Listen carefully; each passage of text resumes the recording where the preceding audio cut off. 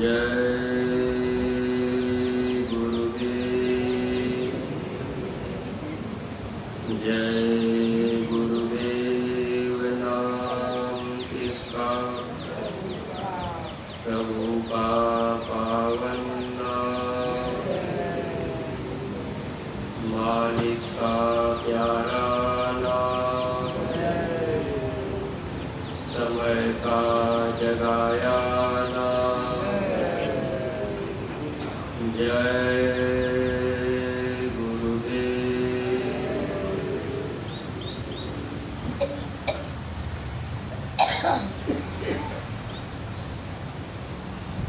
शब्द रूप में विराजमान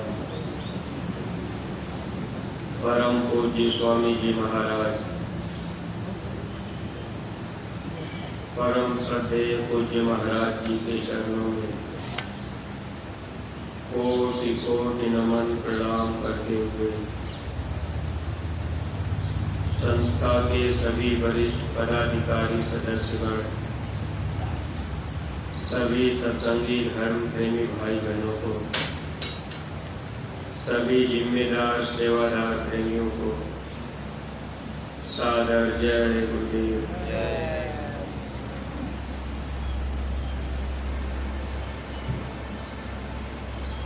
परमार्थी प्रेमी भाई बहनों, गुरु भक्ति का मार्ग इस संसार से बिल्कुल हट करके है, और जितना हम सब लोग भक्ति को सरल समझते हैं, उतनी ये भक्ति सरल नहीं है, क्योंकि भक्ति के रास्ते पर यह मन हम लोगों का सबसे बड़ा दुश्मन है, और दुश्मन बराबर साथ साथ रहता है। मन बुद्धि चित्त अहंकार ये आत्मा को चारों तरफ से घेरे रहते हैं। अब उनके बीच से होकर के निकलना, गुरु आदेश का पूरा पूरा पालन कर लेना, ये किसी किसी जीव के अंदर ही क्षमता हो पाती, क्योंकि मन हम लोगों को सांसारिक वस्तुओं को पाने के लिए, इसी संसार और शरीर का सुख पाने के लिए बराबर इधर की तरफ प्रेरित करता है। दुनिया में जिस चीज को हम आप देखते हैं, उन्हीं चीजों की इच्छाएं हम लोगों के अंदर पैदा होती हैं। जबकि गुरु महाराज ये बात बताया करते थे कि इच्छाओं का कभी अंत नहीं होता, यानी जितनी भी चीजें हम आप दुनिया में पाते जाएंगे, उतनी इच्छाएं बढ़ती जाती। अब किसी के पास एक गाड़ी है तो वो चाहता है 2 गाड़ी हो जाए, एक दुकान चल रही तो मन की कहता है 2 दुकान हो जाए, अगर एक कपड़े हम आप पहन रहे तो मन कहता है 2 कपड़े रहें, यानी इच्छाएं बराबर बढ़ती ही रहती हैं, कभी इच्छाएं सिमट नहीं पाती। जब महापुरुष इस धरती पर मिल जाते हैं तो इच्छाओं को मिटाने और समेटने के लिए हम जीवों से सेवा भी लेते हैं, हम जीवों से सेवा कराते हैं। खास तौर से महात्मा हम जीवों को दीन बनाना चाहते हैं। जब दीनता आ जाएगी तो चाहे जैसा मिल गया पहन लिए, चाहे जैसा भोजन मिल गया भोजन कर लिए, चाहे जैसे हमको आपको सोने का स्थान मिला वही सो गए। इस तरह से इच्छाओं को मारने के लिए महापुरुष हम जीवों को सेवा में निरंतर लगाए रखें, ताकि धीरे धीरे इनकी इच्छाएं खत्म होने लगेगी और संसार से लगाव प्रेम भी धीरे धीरे कम होने लगेगा। अब वैसे तो महापुरुषों ने प्रेम के लिए हम जीवों को समझाने की कोशिश की थी कि जैसा प्रेम हम लोगों का घर परिवार संसार में नातेदार रिश्तेदार सगे संबंधियों से होता है, वैसा ही प्रेम गुरु से होना चाहिए। लेकिन उस तरह का प्रेम गुरु से जल्दी हो नहीं पाता, क्योंकि ये मन जिन चीज़ों को संसार में देखता है अब उन्हीं को अपना मान बैठते। देखिए, हम सब लोगों के घर परिवार में जब कोई बच्चा पैदा हो जाता है, उसको देख करके मोह पैदा हो जाता है और उससे हम लोगों का प्रेम हो जाता है। इस तरह से लगाव दुनिया में बढ़ता जाता है। जहाँ कोई हमारी आपकी रिश्तेदारी नहीं है, अगर बेटी बेटे की शादी विवाह हो गई तो वहाँ के घर परिवार के लोगों से हम लोगों का लगाव और प्रेम हो जाता है। जबकि ठीक यही चीज़ अगर हम सब लोग देखें तो हम लोग जीवात्मा हैं। जीवात्मा के सच्चे साथी महात्मा होते हैं। महात्मा जब नाम का सिंदूर डालते हैं तो एक तरह से जीवात्मा की शादी महात्मा से हो जाती है। अब जब तक ये जीवात्मा सच्चा प्रेम नहीं करती स्वामी से, तब तक ये सुहागन नहीं बन पाती, यानी वो घड़ी नहीं आ पाती।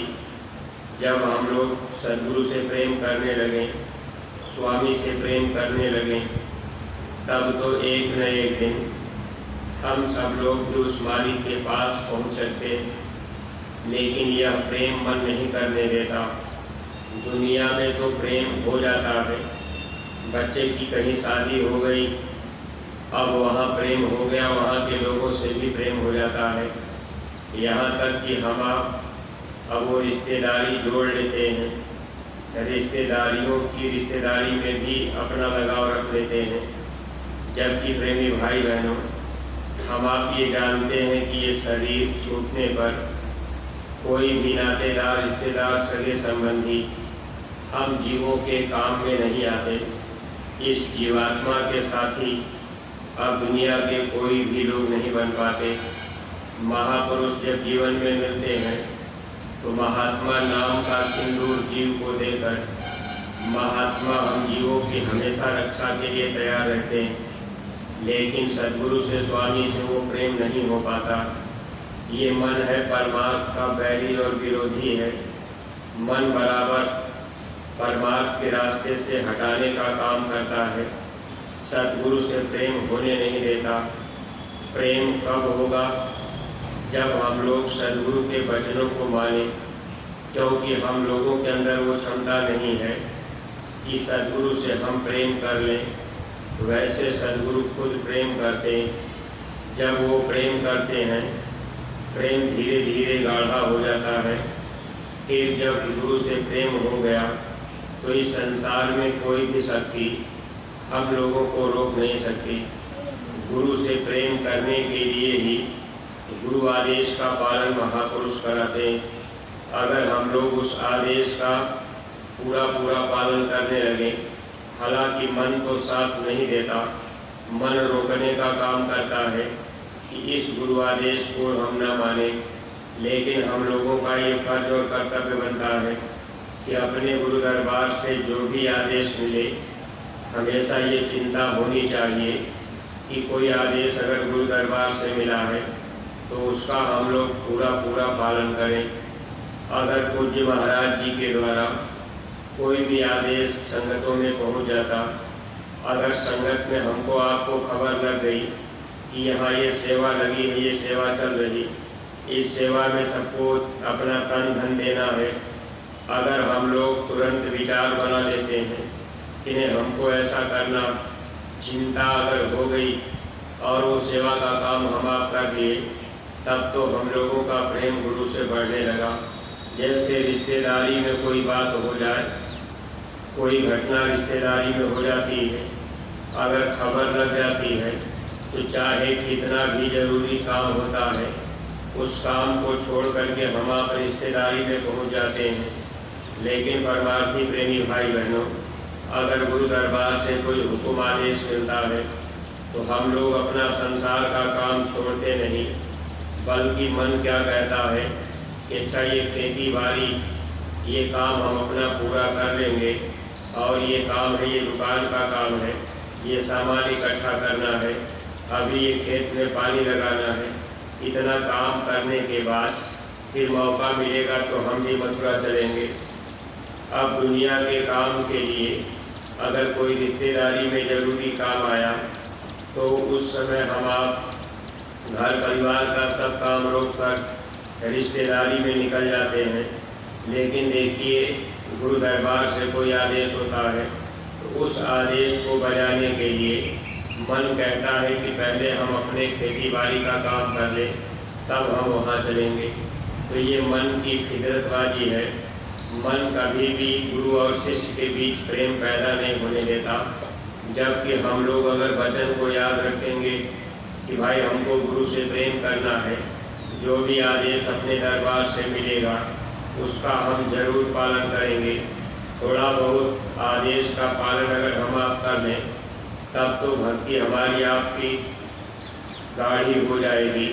और जब भक्ति हमारी आपकी दृढ़ हो गई, बाहर से आदेश का हम आप पालन करने लगे, तो अंदर में धीरे धीरे दया होने लगती है। क्योंकि प्रेमी भाई बहनों, जब तक हम आप बाहर से गुरु आदेश का पालन नहीं कर पाते, अंदर में चाहे कि दया हो जाए तो अंदर में दया नहीं हो पाती। इसीलिए महात्मा हम जीवों से बाह्य भक्ति कराते। बाह्य भक्ति में तन और धन की सेवा आती है और आंतरिक भक्ति में सुमिरन, ध्यान और भजन आता है। तो आंतरिक भक्ति निमित्त मात्र अगर किए, यानी सुमिरन, ध्यान, भजन में हम आप रोज बैठते रहे, तो इससे क्या होता है कि हम जीवों का प्रेम गुरु से बढ़ता है।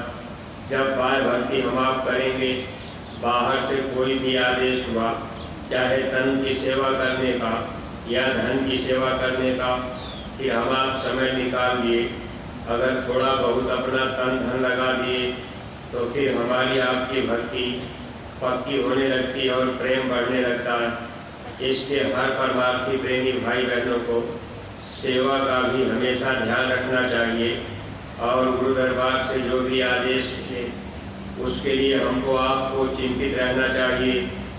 यानी एक चिंता रहे कि भाई कोई आदेश अगर मथुरा से मिला हो तो हम उसका पालन कर लें। देखिए परमार्थी प्रेमी भाई बहनों, स्वामी जी महाराज हम लोगों को हमेशा याद करने के लिए निरंतर गुरु महाराज प्रयास करते रहे और गुरु महाराज कहते भी थे कि बच्चे, अगर मैं आपको याद न करूं तो आप मुझे याद नहीं कर सकते। जब गुरु हमको आपको याद करते हैं, वहाँ भी मन याद नहीं करना चाहता, धोखा देता है। गुरु को याद करने का एक साधन है, जब कोई आदेश गुरु महाराज का मिलता है उस समय गुरु की याद आती, तो गुरु तो हमको आपको आदेश देते हैं याद करने के लिए, ताकि ये जीव भी धर के तरफ थोड़ा अपना रुख कर लें। लेकिन उस समय क्या होता है, मन में ये भावना जागने लगती है कि भाई बार बार मथुरा से सेवा का ही आदेश आता है और सेवा ही बार बार मांगी जाती। बहुत से प्रेमी भाई बहन सेवा से बिल्कुल वंचित हो जाते हैं, सेवा देना लेना भी बंद कर देते हैं। जबकि सेवा अगर हम आप देते रहे तो सेवा देने से हमेशा बरकत मिलती रहती है, आदेश का पालन करने से भी बरकत मिलती। सिर्फ आदेश को हम आप मान लें तब तो हमको आपको बरकत मिलती रहे। और जो भी सेवा हम आप देते हैं वो सेवा महापुरुष अपने पास में नहीं रखते, वो तो हम लोगों को ब्याज सहित वापस करते हैं। कभी कभी हम आप सेवा देते हैं, मुसीबत के समय में महात्मा हमारी आपकी पूरी मदद भी करते हैं। इसीलिए सेवा देते समय या सेवा करते समय कोई इच्छा संसार की नहीं रखनी चाहिए। बहुत से हम आप प्रेमी भाई बहन जब कभी कोई सेवा करते हैं तो मन में एक संकल्प बना लेते हैं कि भाई ये हम सेवा कर देंगे या हम 1000-2000 ये सेवा दे देंगे, और गुरु महाराज से हम आप फरियाद कर देते कि मालिक ये हम आपकी सेवा में दे रहे, आप दया करके मेरा ये काम करा दीजिए। तो यहाँ परमार्थ नहीं बनता, यहाँ स्वार्थ अंदर में आ गया। जहाँ स्वार्थ पैदा होगा वहाँ परमार्थ नहीं बनेगा। इसके प्रेमी भाई बहन, जब कभी भी हम आप सेवा किया करें या कभी भी हम आप सेवा देते हैं तो अंदर में कोई इच्छा न रहे कि हमारा ये काम हो जाए, हमारा ये ठीक हो जाए। ये इच्छा जब हम आप पैदा कर लिए तो एक तरह से स्वार्थ हो गया, परमार्थ नहीं बना। और जो तकलीफ, जो बीमारी है, उसको तो महात्मा दूर करने के लिए ही आया करते।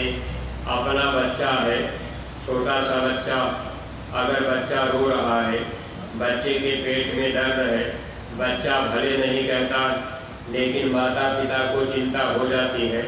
माता पिता बच्चे के लिए अब वो इधर उधर भागते दौड़ते हैं कि बच्चे को कहीं दिखा दिया जाए, दवा करा दिया जाए ताकि इसका रोना बंद हो जाए। ठीक उसी तरह से हम सब लोग परमार्थ में अबोध बालक हैं। बिल्कुल हम लोगों को कोई ज्ञान नहीं है, लेकिन हम आप रोते ये दुनिया की चीज़ों को पाने के लिए, भाई हमको ये दुनिया की चीज़ मिल जाए। अब महापुरुष हम जीवों को न मांगने पर भी देते हैं, लेकिन हम आप बार बार प्रयास करते हैं कि हमको ये चीज़ मिल जाए, कोई सेवा हम आप दिए। अब मन में भाव पैदा हो गया कि ये हमारा घर बन जाए, ये मकान हमारा बन जाए, ये मुकदमा हम जीत जाए, बच्चे की नौकरी लग जाए, बेटी की शादी हो जाए। अगर कोई भी सेवा हम आप किए, अगर वहाँ हम लोगों का स्वार्थ हो गया कि भाई ये काम मेरा हो जाए, तो फिर हम आप परमार्थ कमा नहीं पाते हैं। इसलिए परमार्थी प्रेमी भाई बहनों, सद्गुरु हमारे आपके सच्चे स्वामी, सच्चे मालिक, सच्चे पिता हैं और वो हमारे आपके हर तकलीफ़ों को दूर करना चाहते हैं। वो जानते हैं कि इनको ये तकलीफ़ है। हम आप बार बार मांगते हैं, लेकिन बार बार मांगने से अपना ही परमार्थ खत्म होता है। इसलिए कोशिश ये करनी चाहिए कि हम आप गुरु दरबार में लगे रहें, जो आदेश हो उसका पूरा पूरा पालन करें। अगर बार बार हम आप दुनिया की चीज़ मांगते रहेंगे, सेवा भी दिए, कुछ मांग भी दिए, तो वो परमार्थ में तो जुड़ नहीं पाएगा। अगर महापुरुष आपके स्वार्थ को पूरा करना चाहे, वो तो किसी भी तरह से वो चाहते हैं कि जीव को हम सुख दे दें, वो सुख देने के लिए ही आए, लेकिन हम आप अज्ञानता में मांगते रहते हैं और जब नहीं मिलता तो हम आप रोते हैं, गुरु का रास्ता छोड़ देते हैं। देखिए स्वामी जी महाराज एक बार सुना रहे थे कि एक माँ आग के पास, चूल्हे के पास बैठ करके रोटी बना रही थी। चूल्हे में जो आग जल रही थी उससे लाल पीली ज्योति निकलती थी, यानी आग जब जलती है तो उसकी ज्योति को अगर देखा जाए तो बड़ा ही सुंदर लगता है। अब माँ रोटी बना रही, छोटा सा बच्चा बगल में पेट के बगल लेटा हुआ है। बिल्कुल वो बच्चा चल भी नहीं पाता था, लेकिन वो बच्चा पेट के बड़े पड़ा है।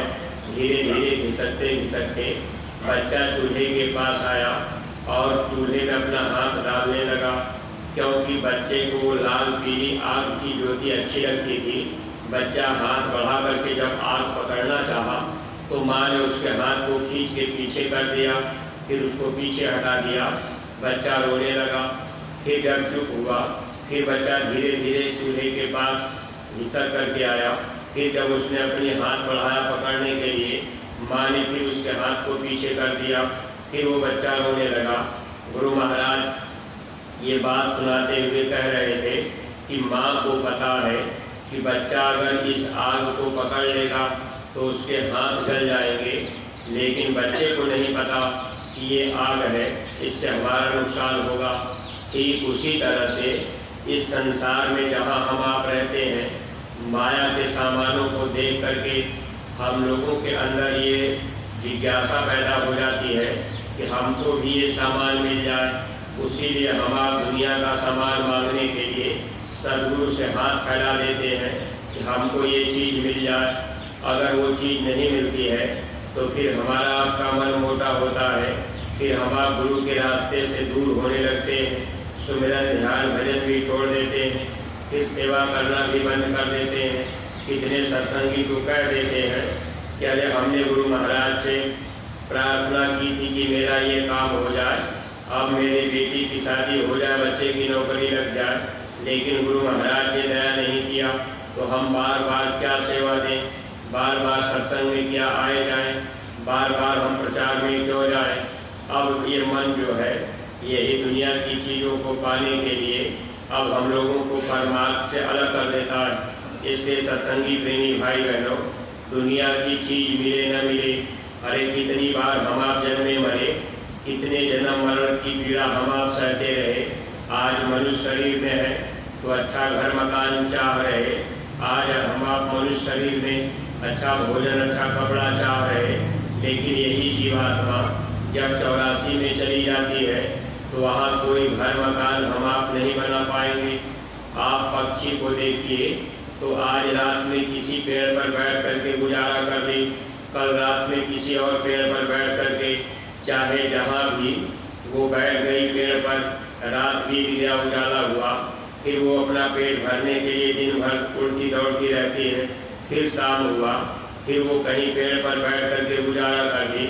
अगर इस तरफ हम लोग भी संसार में ये समझ करके कि भाई यहाँ हमको ज़्यादा दिन नहीं रहना है, ये 4 दिन की ज़िंदगी है, यानी बचपन, किशोरावस्था, जवानी और बुढ़ापा, यही 4 अवस्थाएं हैं।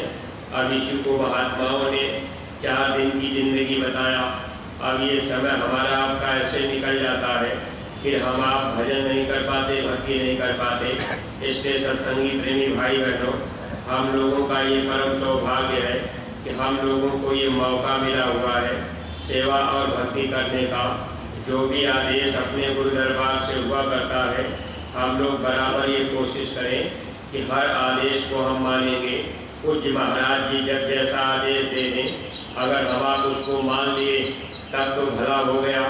अगर ये सोच लिए कि भाई ये आदेश हम नहीं मानेंगे, हम अपनी बार रिश्तेदार की बात मानेंगे, ये हमारे रिश्तेदार हैं, हम इनका सहयोग कर देंगे, इनकी तरफ हम रहेंगे, ये हमारी जाति बिरादरी के हैं, हम इनकी मदद करेंगे, गुरु आदेश का पालन नहीं किए और फिर हम अपने नातेदारी रिश्तेदारी या जाति बिरादरी में चले गए तो फिर अपना परमार्थ बिगड़ता है। और महात्मा इस तरह से जीव की परीक्षा भी कर लेते हैं। काल भगवान के दरबार में जब हिसाब होता है तो काल भगवान ने उन्हीं जीवों को जाने का आदेश उन्होंने दिया है, वो रोक देते, ये जीव नहीं जाएगा क्योंकि इसने आपकी बात को नहीं माना। जो भी कर्म हम आप यहाँ कर रहे, वहाँ काल भगवान के दरबार में फोटो छपी रहेगी। जो आदेश हम आप नहीं माने, वो बताएंगे कि ये जीव आपकी बात नहीं माना है, तो हम तो इसको जाने नहीं देंगे। इसलिए हर आदेश मानने वाले प्रेमियों का प्रेम गुरु से बढ़ जाता है और ऐसे प्रेमियों का काम बन जाता है। तो सत्संगी प्रेमी भाई बहनों, ये विद्यालय है प्रयास करने का, ये समय हम लोगों को मिला है संभलने सुधरने का। अगर हम आप संभल गए, गुरु आदेश में चलने लगे, तब तो ये जन्म जीवन सार्थक बन जाएगा, लोक और परलोक दोनों का लाभ मिल जाएगा। वरना ये दुनिया और ये शरीर जब एक दिन छूट जाएगी, कोई नातेदार रिश्तेदार सगे संबंधी काम नहीं आएंगे, कोई हमारी आपकी जीवात्मा की मदद नहीं करेगा। अगर हम आप अपनी बार शत्रु से प्रेम करके जन्म मरण की पीड़ा से नहीं बच पाए, फिर अगर 84 में जाना हो गया तो ऐसे ही हम आप पेड़ों पर बैठकर कहीं पशु बन करके खूटे में बंधे रह जाएंगे। अब गले में रस्सी पड़ी रहेगी, भूख भी लगेगी, धूप भी लगेगी, प्यास भी लगेगी, बगल में हरा हरा चारा दिखाई देगा, लेकिन अब हम आप पशु बन करके जब गले में रस्सी लगी है, भूख लगने के बाद भी हम आपको भोजन नहीं कर पाएंगे। अगर रस्सी तोड़ करके हम आप चले भी गए फिर मार भी पड़ती है। ये दुर्दशा 84 लाख योनियों में जीवों को दी जाती है। महात्मा इससे बचाने के लिए हम प्रेमियों से सेवा और भक्ति कराते हैं। इसलिए हम लोगों का ध्यान बराबर सेवा भक्ति की तरफ रहना चाहिए। और जो प्रेमी भाई बहन देखिए, जहाँ जहाँ आपकी सेवाएं लगाई गई, आपको जैसे जिस तरह बताया जाए, सब लोग सेवा में अपना अपना समय अवश्य ही देते रहेंगे। और बहुत से प्रेमी भाई बहन जो लोग कहीं सेवा नहीं कर पाते या आपको ये नहीं समझ में आया कि कहाँ सेवा करें, तो आपको ये बात बताई जाती है, आंवला के बाग में बहुत से घास लगे हुए हैं, वैसे बाग में सफाई की सेवाएं चल रही हैं। कुछ सेवादार प्रेमी बाद में सेवा करने का काम रोज निरंतर कर भी रहे हैं। तो आप जो भी नए प्रेमी भाई बहन, आप भी सेवा का लाभ जरूर उठाइएगा। इन्हीं शब्दों के साथ में हम अपनी वाणी पर विराम दे रहे। कोई बात अटपटी लगी हो तो आप लोग क्षमा कीजिएगा। सब लोग प्रेम के साथ में मालिक के पावन नाम का उच्चारण करेंगे। जय गुरुदेव।